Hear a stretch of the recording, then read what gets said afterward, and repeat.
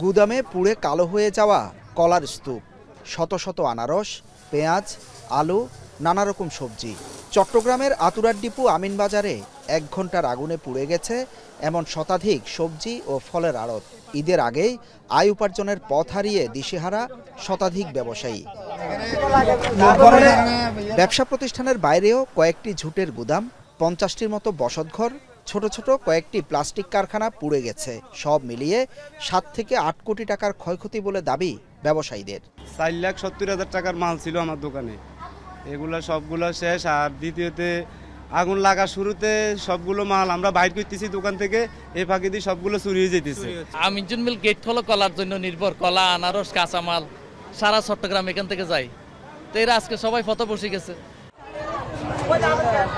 রোববার বিকেলে 3:30টায় আগুন লাগার পর ছুটে আসে ফায়ার সার্ভিসের 7টি ইউনিট, যোগ দেয় স্থানীয়রা। তবে একদল যখন আগুন নেভাতে ব্যস্ত, তখন আরেক দল পণ্য চুরি আর লুটপাট করেছে বলে অভিযোগ ব্যবসায়ীদের।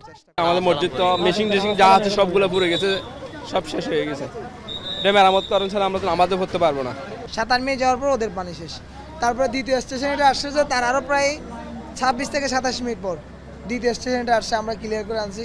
তারপরে এখান থেকে পানি লাইন দেওয়ার পরে এখন তারপরে এই অবস্থা। তবে কি কারণে আগুনের সূত্রপাত তা নিশ্চিত হতে পারেনি ফায়ার সার্ভিস। স্থানীয়দের দাবি, প্লাস্টিক কারখানা থেকে আগুন ছড়িয়েছে চারপাশে। আমরা 2 জন ডেপুটি অ্যাসিস্ট্যান্ট ডাইরেক্টর সহ মোট 7টা গাড়ি এই মুহূর্তে অগ্নি নির্বাপনের কাজে অংশগ্রহণ করে তারা আপ্রাণ চেষ্টা করতেছে। চেষ্টা করার মাধ্যমে ইতিমধ্যে আগুনকে নিয়ন্ত্রণে এনে সক্ষম হয়েছে। তবে কয়টি ঘর পোড়া গেছে বা কি পরিমাণ ক্ষয়ক্ষতি হয়েছে বা অগ্নিকাণ্ডের কারণটা কি এই মুহূর্তে বলা যাচ্ছে না। এ সময় মুরাদপুর অক্সিজেন সড়কে যান চলাচল বন্ধ থাকে কয়েক ঘন্টা। পরিস্থিতি নিয়ন্ত্রণে যোগ দেয় পুলিশ ও সেনাবাহিনী। হোসাইন জিয়াদ, এখন চট্টগ্রাম।